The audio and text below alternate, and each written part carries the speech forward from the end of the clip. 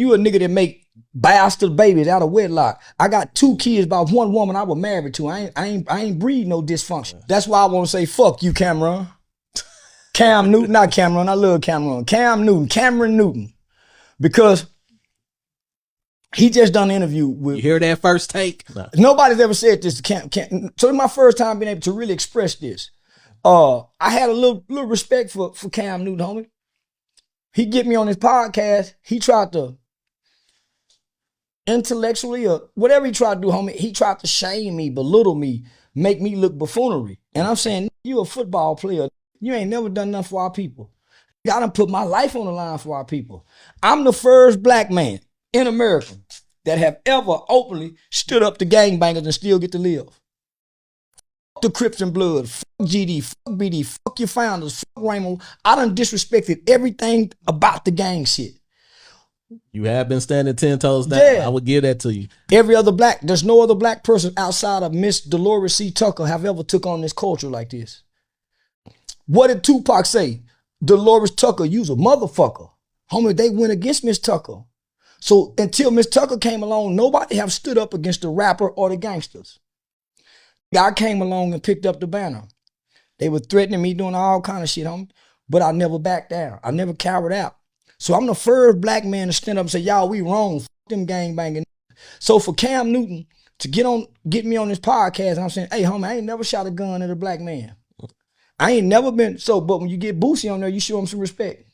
You get Rollo on there, you show him some respect. I ain't never sold drugs in the black community. So he's showing the gangsters some respect, but when it comes to you, he trying to treat you. So that's what made me say, nigga, when I had my bow tie on, y'all wasn't listening. So that's how so now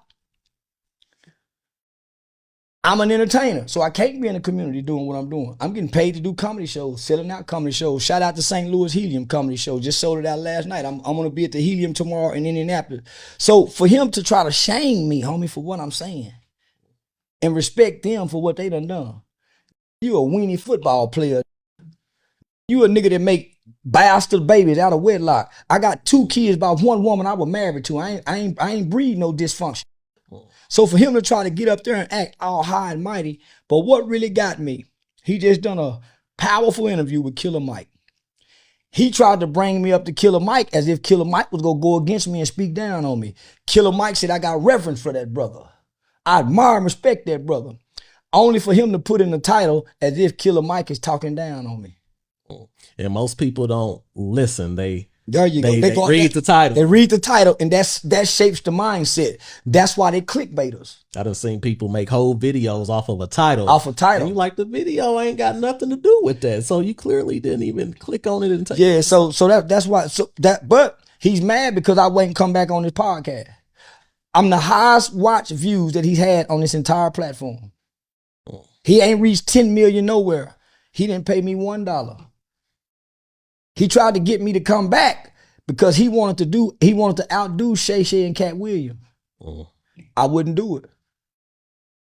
So I said, since you ain't gonna pay me, I got some people in Atlanta that's working with children. How about you just donate something over there to them? To the charity. I think he sent them $200 or $300. So imagine how much he made off that 10 million views. So even with Nick Cannon, right now I just done a show with Nick Cannon. It's the highest watch so far. Amazon didn't want to pay me.